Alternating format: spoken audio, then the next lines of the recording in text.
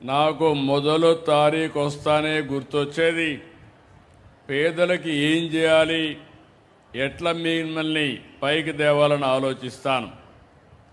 అదే సమయంలో ఈ తుని నియోజకవర్గం ఒకప్పుడు తెలుగుదేశం పార్టీకి కంచుకోట. ఆ రోజు యనమల రామకృష్ణ గారి యొక్క ప్రాతినిధ్యం. రాష్ట్ర రాజకీయాల్లో అన్ని విధాల మన నాయకుడు ఎన్టీ రామారావు గారు పార్టీ పెట్టినప్పటి నుంచి తిరిగి ఆయన యాక్టివ్ పాలిటిక్స్లో ఉన్నంత వరకు గెలుస్తూనే వచ్చాడు. కానీ ఎప్పుడైతే ఆయన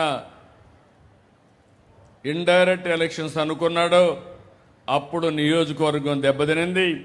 ఇప్పుడు దివ్య గారు వచ్చారు. నాకు ఏమాత్రం అనుమానం లేదు, రాబోయే రోజుల్లో తుని నియోజకవర్గం తెలుగుదేశం పార్టీకి కంచుకోటగా, ఎన్డీఏకి కంచుకోటగా ఉంటుందని చెప్పి నేను మీకు తెలియజేస్తున్నా.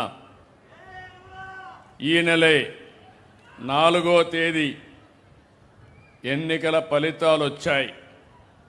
ఈ నెలకు ఒక విశిష్టత ఉంది, ఒక హిస్టారికల్ మంత్ ఇది.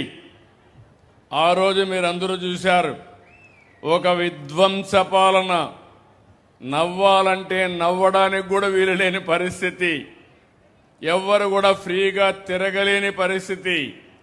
ఇప్పుడు మీరు ఇక్కడికి వచ్చారు, చాలా ఫ్రీగా ఉన్నారు. ఆ రోజు మనుషుల్ని మొబిలైజ్ చేసి చుట్టుపక్కల ఫెన్సింగ్ వేసి ఎవరు పోకుండా పట్టుకొచ్చి అవసరం కందకాలు కూడా తవ్వి బలవంత మీటింగ్ పెట్టే పరిస్థితికి వచ్చారు. మీ మనసుల్లో మేము ఉండాలి, కానీ బలవంతం చేస్తే ఎవ్వరూ సహించరని మరొక్కసారి మీ అందరికీ తెలియజేస్తున్నా.